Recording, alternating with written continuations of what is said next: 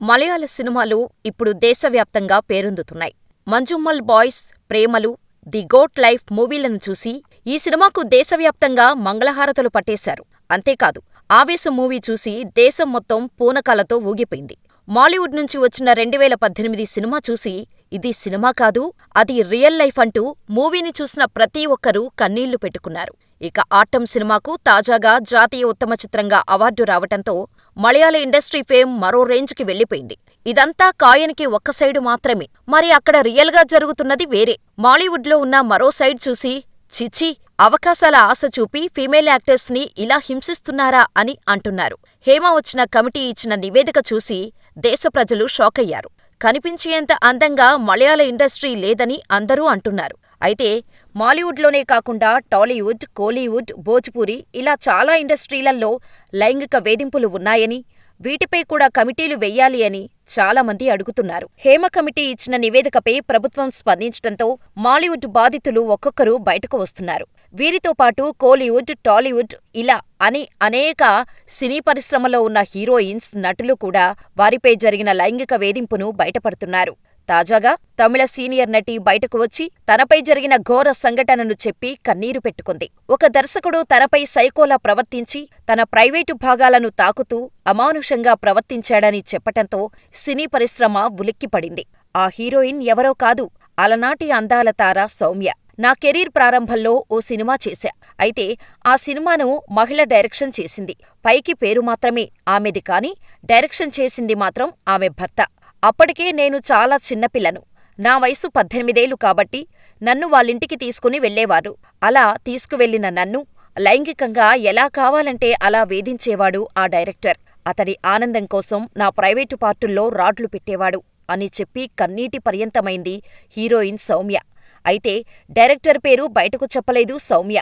నిజానికి ఆ సినిమా అవకాశం వచ్చినప్పుడు నా వయసు చాలా చిన్నది. నేను కాలేజీకి వెళ్తున్నానని చెప్పినా హీరోయిన్ అవకాశమిస్తానని ఇంట్లోవారికి చెప్పటంతో ఇంట్లో వాళ్ళు అంగీకరించారు. అయితే ఆ టైంలో నా తల్లిదండ్రులకు సినీ పరిశ్రమ గురించి పూర్తిగా తెలియదు. కానీ మా ఇంటికి సమీపంలో నటి రేవతి ఉండేవారు. ఆమెను చూసి స్ఫూర్తి పొందాను. అలా సినీ పరిశ్రమలోకి వస్తే ఆమెలా గుర్తింపు వస్తుందని వచ్చా.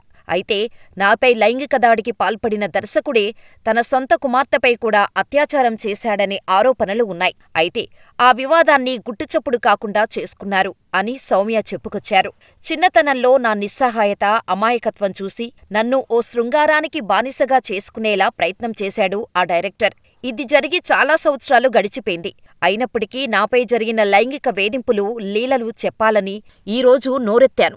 నాలాంటి బాధితులు చాలామందే ఉన్నారు. వారంతా కూడా నోరు విప్పాలని నటి సౌమ్య పిలుపునిచ్చారు. అయితే హేమ కమిటీ లాంటివి తమిళనాడులో కూడా ఏర్పడితే వారి ముందు దర్శకుడి పేరు వెల్లడిస్తానని హీరోయిన్ సౌమ్య తెలిపారు. అయితే మలయాళ సినీ పరిశ్రమలో మహిళల స్థితిగతులపై కేరళ ప్రభుత్వం 2017 జులైలో వేసిన హేమ కమిటీ నివేదిక ఇప్పుడు బయటకు వచ్చి ప్రకంపనలు సృష్టిస్తోంది. సెట్లో స్త్రీలపై లైంగిక వేధింపులు, తాగి వచ్చి హీరోయిన్స్, లేడీ యాక్టర్స్ ఉంటున్న గది తలుపులు కొట్టడాలు, కేవలం ఓ 10-15 మంది శక్తివంతమైన వారి గుప్పెట్లోనే మలయాళ చిత్రసీమ ఉంది అనే సంచలన విషయాలు బయటపెట్టింది ఈ హేమ కమిటీ. నిజానికి ఈ కమిటీ అనివార్య పరిస్థితుల్లో వేయాల్సి వచ్చింది. ఓ స్టార్ హీరోయిన్పై కదిలే కారులో స్టార్ హీరో దిలీప్తో పాటు మిగిలిన వారు రేప్ చేయటం, ఆ దారుణాన్ని వీడియో తీసి విడుదల చేయటంతో మలయాళ ఇండస్ట్రీ అట్టుడికింది. ఈ ఘటన 2017లో జరిగింది. అటువంటి స్టార్స్కే భద్రత లేదు. ఇక సామాన్యుల పరిస్థితి ఏంటి అంటూ రాష్ట్రమంతా నిరసనలు జరిగాయి. దీంతో ఉమెన్ ఇన్ సినిమా కలెక్టివ్ బృందం డిమాండ్ల మేరకు కేరళ సర్కార్ retired high court judge K. Hema సారథ్యంలో త్రిసభ్య సంఘం వేయక తప్పలేదు.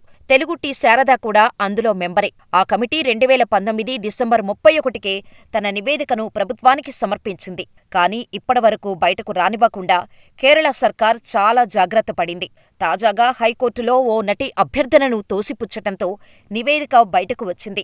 ఇలా ఇప్పుడు మలయాళ సినీ ఇండస్ట్రీలోని బాధితులతో పాటు ఇతర పరిశ్రమల నటులు ఒక్కొక్కరు బయటకు వస్తున్నారు. తాజాగా సమంత కూడా మాలీవుడ్లో ఉన్నట్టుగానే ఉన్నాయని, తెలుగు సినీ పరిశ్రమలో కూడా లైంగిక వేధింపులు, సమస్యలపై 2019లో సృష్టించబడిన సపోర్ట్ గ్రూప్ అయిన ది వాయిస్ ఆఫ్ ఉమెన్ ఇచ్చిన నివేదికను వెల్లడించాలని సీఎం రేవంత్ రేవంత్ రెడ్డిని కోరారు సమంత. సీఎం గారు ఇలా చేస్తే తెలుగు చిత్ర పరిశ్రమలో మహిళలకు సురక్షితమైన పని వాతావరణాన్ని కల్పించవచ్చు అని సబ్ కమిటీ నివేదికను ప్రచురించాలని సమంత కోరారు. అయితే సమంత నివేదిక కోరటం ఇప్పుడు ఇండస్ట్రీలో హాట్ టాపిక్ అయింది. సమంత గతంలో ఏమైనా ఇబ్బందులు ఎదుర్కొన్నారా? లేక ఎదుర్కొన్న వారి ఇబ్బందులు తెలుసుకుని ఇలా అడుగుతున్నారా? అన్న సందేహాలు వ్యక్తమవుతున్నాయి.